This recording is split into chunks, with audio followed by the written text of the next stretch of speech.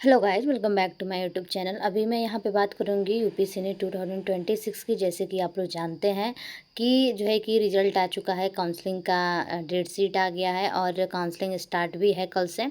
ठीक, तो मैं तो आपको अपडेट कर ही रही हूँ, लेकिन अभी फर्स्ट राउंड का जो काउंसलिंग स्टार्ट है तो इतना आप लोग जल्दीबाजी नहीं कीजिएगा, क्योंकि जो स्टूडेंट 1-2 सालों से इस फॉर्म को फिलअप कर रहे हैं, काउंसलिंग करा रहे हैं, उनको पता होगा, लेकिन जो न्यू स्टूडेंट हैं उनको अभी नहीं पता होगा। तो हर एक स्टेप को आप लोग पहले अच्छी तरह से समझ लीजिए, उसके बाद जो है कि अपना रजिस्ट्रेशन करवाइए, काउंसलिंग करवाइए, कोई दिक्कत नहीं है। ठीक, तो बस इसमें बहुत सारी जो फर्स्ट राउंड है, इसमें बहुत सारी जो है कि क्राइटेरिया दिया हुआ है अपना सेकेंड राउंड में, मॉप अप राउंड में। ठीक, तो इन सब चीज़ों के बारे में मैं यहाँ पे डिस्कस करूँगी कि आपको कैसे जो है कि कॉलेज अलॉट हो जाता है, नहीं पसंद है तो आपको क्या करना है, उसके लिए क्या शर्त रखी गई है, और अपना जो सिक्योरिटी मनी है उसको कैसे बचा पाएंगे आप काउंसलिंग कराते हुए, और 40,000 रुपये आपका कहीं वेस्ट ना हो। ऐसा ना हो कि बाद में दिक्कत हो, आप 40,000 रुपये ऑनलाइन कर दें, फिर बाद में आपको कॉलेज नहीं पसंद हो और फिर दिक्कत हो तो आप पैसे लेने जाएँ तो जल्दी रिफ़ंड नहीं होता है। ठीक, तो ये सब चीज़ें मैं यहाँ पे डिस्कस करूँगी। उससे पहले चैनल पे नए हैं तो चैनल को सब्सक्राइब कर लीजिए, बेल आइकन को प्रेस कर लीजिए, ताकि आपको ऐसे ही इन्फॉर्मेटिव वीडियो मिलता रहे।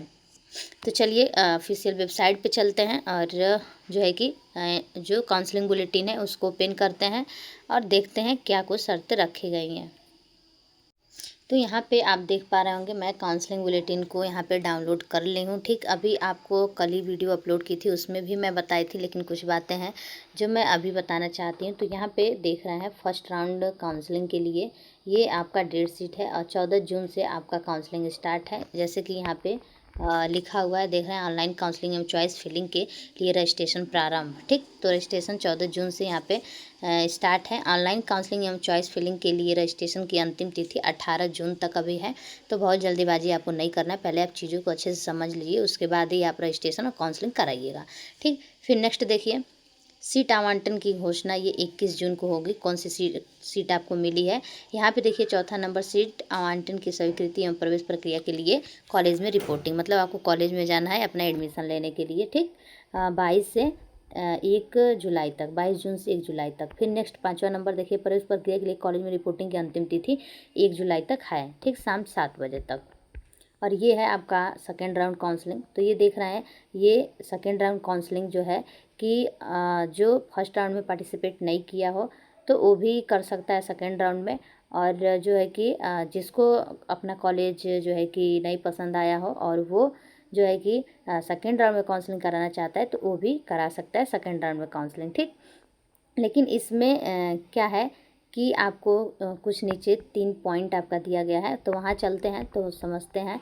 यहाँ पे देखिए ये है मॉप अप राउंड। ठीक, तो इसी को थर्ड राउंड आप कहिए या फिर मॉप अप राउंड का काउंसलिंग करिए। ठीक, मॉप अप राउंड के बाद आपका एक और राउंड होता है स्ट्रे राउंड। जी हाँ, एक होता है स्ट्रे राउंड। ठीक, तो ये आपका ऑफलाइन ही होता है stray round. Mop up round तो आपका काउंसलिंग ऑनलाइन होगा। जो स्ट्रे राउंड होता है ये मैं आपके जानकारी के लिए बता दूं कि ये यूनिवर्सिटी में ही होता है और ये ऑफलाइन काउंसलिंग होता है, अपना डॉक्यूमेंट लेके जाना होता है। ठीक, फिर चलते हैं।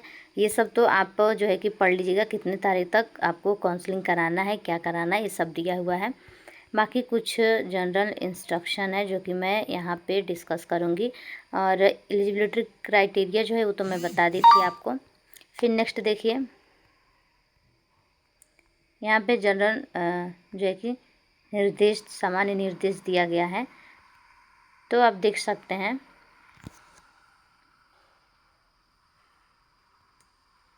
यहाँ पे देखिए लिखा गया है, अभ्यर्थी को अपने CNT रजिस्ट्रेशन आईडी और पासवर्ड का उपयोग करके पोर्टल पर काउंसलिंग की रजिस्ट्रेशन करना होगा। ठीक, फिर नेक्स्ट देखिए, अभ्यर्थी को काउंसलिंग रजिस्ट्रेशन शुल्क जो गैर वापसी, मतलब वापस नहीं हुआ, नॉन रिफंडेबल है, के रूप में 500 रुपये, और काउंसलिंग सिक्योरिटी शुल्क, काउंसलिंग सिक्योरिटी फ़ी के रूप में 5,000 रुपये का भुगतान ऑनलाइन माध्यम से करना होगा। जो अभ्यर्थी दोनों फीस का भुगतान नहीं करेंगे उन्हें काउंसलिंग प्रक्रिया के लिए योग्य नहीं माना जाएगा।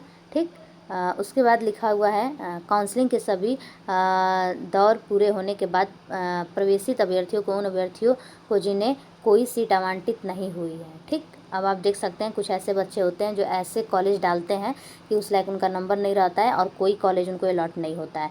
तो वही चीज़ यहाँ पे लिखी गई है, उन अभ्यर्थियों को जिन्हें कोई सीट आवंटित नहीं हुई है, काउंसलिंग सिक्योरिटी शुल्क 5,000 रुपये, यहाँ पे लिखा गया है 5,000 रुपये वापसी उस स्रोत पर की जाएगी जहां से मूल रूप से भुगतान किया गया। मतलब अगर आपको कोई सीट अलॉट नहीं होगा तो आपको 5,000 रुपये यहाँ पे वापस आ जाएगा। ठीक, अब नेक्स्ट देखिए 5वां नंबर, यहाँ पे क्या बताया गया है। यहाँ पे देखिए सीट आवंटन के बाद अभ्यर्थी को सीट आवंटन की पुष्टि मतलब कन्फर्मेशन के लिए आपको, जो कि मैं कल ही बताई थी, 40,000 रुपये पे करना होगा ऑनलाइन। ठीक, जब आपको सीट अलॉट हो जाता है और उसी कॉलेज में आप एडमिशन भी लेना चाहते हैं तो सीट कन्फर्म के लिए 40,000 रुपये आपको भुगतान करना होगा।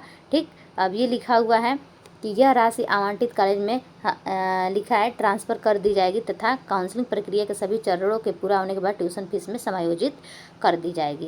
ये मैं कल ही बताई थी आप लोगों को। फिर नेक्स्ट देखिए, सीट आवंटन के बाद अभ्यर्थी को दस्तावेज सत्यापन के लिए आवंटित कॉलेज में व्यक्तिगत रूप से उपस्थित होना होगा और प्रवेश प्रक्रिया पूरी करनी होगी। मतलब वही कॉलेज में आपको जाना है और अपना प्रवेश प्रक्रिया पूरा करना है। यहाँ पे देखिए ये जो ब्लैक में लिखा हुआ, निर्धारित तिथि और समय के भीतर आवंटित कॉलेज में रिपोर्ट करने में विफल रहने पर काउंसलिंग सिक्योरिटी शुल्क, देख रहे हैं, काउंसलिंग सिक्योरिटी शुल्क जब्त कर लिया जाएगा। ठीक, अगर आप लेट से जाते हैं तो ये काउंसलिंग शुल्क आपका जब्त कर लिया जाएगा। जैसे कि आप यहाँ पे देख ही रहे हैं, लिखा है निर्धारित तिथि और समय के भीतर आवंटित कॉलेज में रिपोर्ट करने में विफल रहने पर काउंसलिंग सिक्योरिटी शुल्क जो है कि जब्त कर लिया जाएगा। तो आप अपना 5,000 रुपये जो है कि बचाइए, जब्त नहीं होने दीजिए।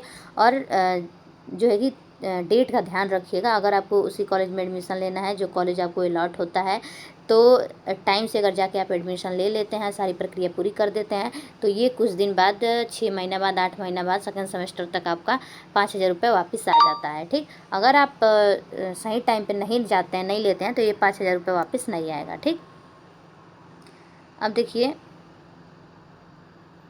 और भी यहाँ पे दिया हुआ है, 7वां नंबर देख लेते हैं। कॉलेज में प्रवेश बाद यदि अभ्यर्थी त्यागपत्र अवधि रेजिग्नेशन विंडो अर्थात 24/7/2026 से 27/7/2026 को शाम 6 बजे तक सीट से त्यागपत्र रजिस्ट्रेशन नहीं देता है तो उसकी सीट पुष्टि शुल्क 40,000 रुपये एवं काउंसलिंग सिक्योरिटी शुल्क 5,000 रुपये जब्त कर लिया जाएगा। ठीक, अब आप खुद यहाँ पे देख सकते हैं क्या लिखा हुआ है। ठीक, तो आपको जो है कि ज़रूरी है ये बातें ध्यान देना। यहाँ पे लिखा हुआ है कॉलेज में प्रवेश के बाद यदि अभ्यर्थी त्याग पत्र अवधि, मतलब अगर आपको कॉलेज पसंद जो है कि नहीं आया है और आप जैसे आप कॉलेज में एडमिशन ले लिए हैं, ठीक, सीट कंफर्म के लिए जो है कि आप 40,000 रुपये पे कर दिए हैं और आपको कॉलेज नहीं पसंद आया तो आप रेजिग्नेशन करना चाहते हैं सीट को, तो जो है कि टाइम के भीतर ही आपको, जो डेट ऊपर दिया गया है, टाइम के भीतर ही आपको त्याग पत्र मतलब रेजिग्नेशन देना होगा। नहीं तो आपका जो 40,000 रुपये है जो आप सीट कंफर्मेशन के लिए दिए हैं, 40,000 रुपये वो भी जब्त कर लिया जाएगा और 5,000 रुपये सिक्योरिटी मनी भी जब्त कर लिया जाएगा। एकदम क्लियर यहाँ पे लिखा हुआ है। ठीक, तो इन सब चीज़ों को समझना बहुत ज़रूरी है। अब नीचे देख सकते हैं आप, यहाँ पे दिया है मापा राउंड में सीट आवंटन और स्वीकृति के बाद यदि कोई अभ्यर्थी कॉलेज में रिपोर्टिंग की अंतिम तिथि तक आवंटित कॉलेज में प्रवेश नहीं लेता है तो आवंटित सीट पर काउंसलिंग सिक्योरिटी शुल्क 5,000 रुपये और सीट पुष्टि शुल्क 40,000 रुपये जब्त कर लिया जाएगा। ठीक, मापम राउंड में सीट आवंटन स्वीकृति के बाद, मतलब यदि आप मापम राउंड में आपको कॉलेज मिल रहा है और आप कंफर्म भी कर रहे हैं 40,000 रुपये दे के उस सीट को, उसके बाद भी अगर आप जो है कि अंतिम तिथि तक नहीं जाते हैं उस कॉलेज में और नहीं लेते हैं तो वो भी जो है कि आपका 40,000 रुपये 5,000 रुपये जब्त कर लिया जाएगा। ठीक, अब देखिए मूल प्रमाण पत्र एवं निःशुल्क केवल शैक्षणिक सत्र के प्रारंभ में ही जमा किए जाने हैं, ये देख रहे हैं। अब देखिए 10वां नंबर देख लेते हैं। आवंटित कॉलेज में दस्तावेज सत्यापन के समय अभ्यर्थी को सभी मूल और वैध प्रमाण पत्र दस्तावेज प्रस्तुत करने होंगे। ऐसे न करने पर आवंटित सीट रद्द कर दी जाएगी। ठीक, ये सब कुछ है यहाँ पे सब मिलाया जाता है। जो आप 12th में 10th में जितना भी आपका है और जो भी आपका डॉक्यूमेंट है ये सब यहाँ पे फिर से मिलाया जाएगा, वही सब लिखा हुआ है। तो ये आपका 5,000 रुपये जब्त ना हो, आप ध्यान दीजिएगा। और 40,000 रुपये भी आपका जब्त ना हो, ये ध्यान दीजिएगा, ठीक। फिर नीचे चलते हैं, देखिए नीचे अपना स्क्रॉल करते हैं और नीचे चलते हैं तो चरण फर्स्ट राउंड यहाँ पे दिया हुआ है। तो इसको जो है कि आप लोग पढ़ लीजिएगा क्या कुछ दिया हुआ है।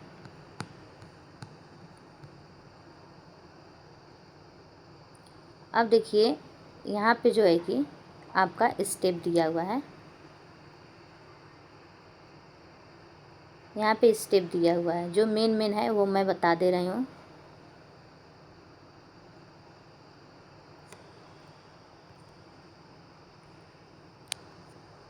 यहाँ पे आप देख पा रहे हैं, अभ्यर्थी सीट आवंटन से संबंधित जानकारी के लिए 21/6/2026 को पोर्टल पर लॉगिन करें। ये तो आप लॉगिन करके देख सकते हैं। अब ये देखिए मोस्ट इम्पोर्टेंट है, सभी अभ्यर्थी जिन्हें राउंड फर्स्ट में सीट आवंटित की गई है उन्हें पोर्टल पर लॉगिन करना होगा और निर्दिष्ट तिथि और समय के भीतर निम्नलिखित विकल्पों में से एक को चुनना होगा, ठीक।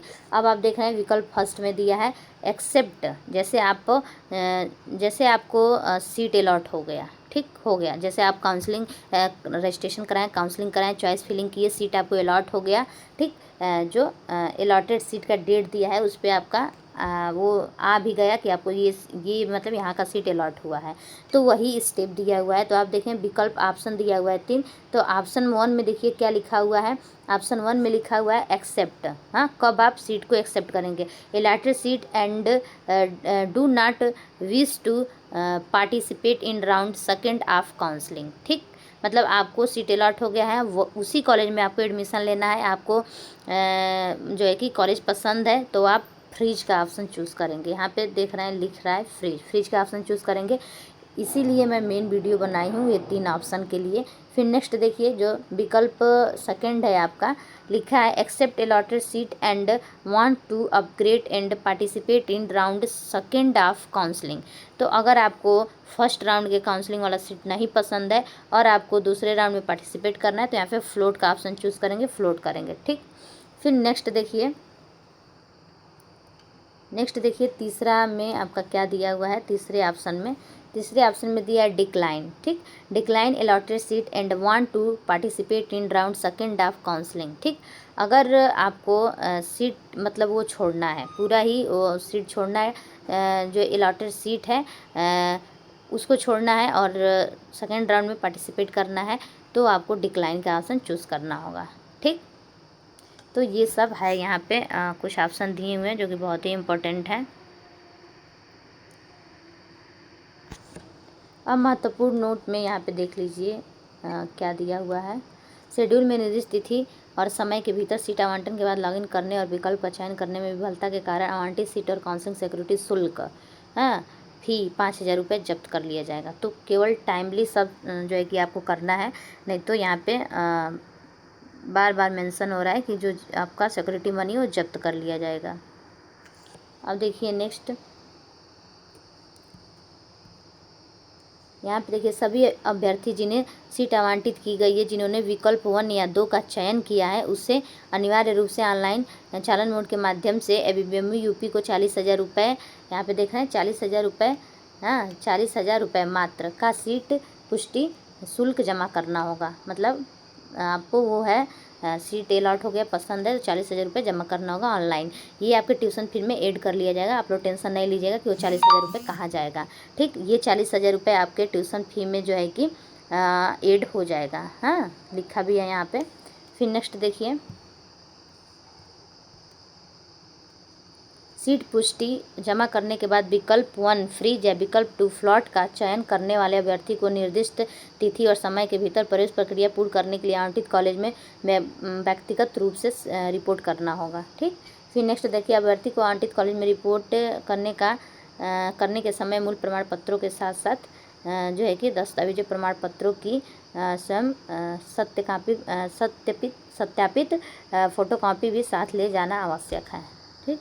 सबका फ़ोटोकॉपी भी ले जाएंगे और वो भी ले जाएंगे जो ओरिजिनल है, जितना भी है आपका प्रोविजनल वगैरह जो भी है ये सब आपको लेके जाना है। जब आप एडमिशन लेने जाएंगे तो। और इसमें कोई वैसा टॉपिक जो टॉपिक कह रहे हैं सॉरी, वैसा कोई अब स्टेप नहीं है कि जो मैं आपको समझाऊँ। जितना मेन आपका स्टेप था वो मैं सारा समझा दी। अब यहाँ पे सेकेंड राउंड का काउंसलिंग स्टार्ट हो रहा है, ठीक। तो उसके लिए दिया हुआ है, तो सेकेंड राउंड के काउंसलिंग में जब भी सेकेंड राउंड का काउंसलिंग स्टार्ट होगा मैं आपको तब समझाऊंगी क्या कुछ है। ये सब देखिए दिया हुआ है, इसको पढ़ना ज़रूरी है। हाँ, तो आप लोग इसको पढ़ के जो है कि समझिएगा। अगर नहीं समझ में आएगा, कोई कन्फ्यूजन होगा तो पूछिएगा। यहाँ पे जब राउंड सेकेंड स्टार्ट होगा तो मैं आप लोग को बताऊंगी कि कौन कौन हैं जो अभ्यर्थी वो राउंड सेकेंड में पार्टिसिपेट कर पाएंगे, ठीक। तब तक फर्स्ट राउंड में तो सभी कर लेंगे, हाँ, जो भी एलिजिबल हैं फर्स्ट राउंड के तो वो तो कर लेंगे। तो आप लोग जो है कि सारी बातों को अच्छी तरह से समझ के उसके बाद जो है कि काउंसलिंग करवाइए, ठीक। और इसमें चॉइस फिलिंग की बात है तो वो आप अच्छे से कीजिएगा। मैं इस पे भी आपको एक वीडियो बना दूंगी कि आपको जो है कि चॉइस फिलिंग कैसे करना है। तो ये इम्पोर्टेंट था बताना, जो कि मैं बता दी। ये 3 ऑप्शन बहुत ही इम्पोर्टेंट थे, कोई भी संकोच वाली बात नहीं है। अगर आपको कॉलेज नहीं पसंद है तो आप कॉलेज छोड़ भी सकते हैं। आपको बस सही तरीके से जो ऑप्शन दिया हुआ है उसको फॉलो करना है, कॉलेज को छोड़ना है। आपका पैसा भी नहीं जाएगा और आपको आपका जो है कि आप जो कॉलेज आपको पसंद नहीं हो वो भी आप छोड़ सकते हैं और अगले में आप पार्टिसिपेट भी कर सकते हैं, ठीक। तो इसी के साथ फिर मिलते हैं नेक्स्ट वीडियो में। तब तक के लिए थैंक यू सो मच।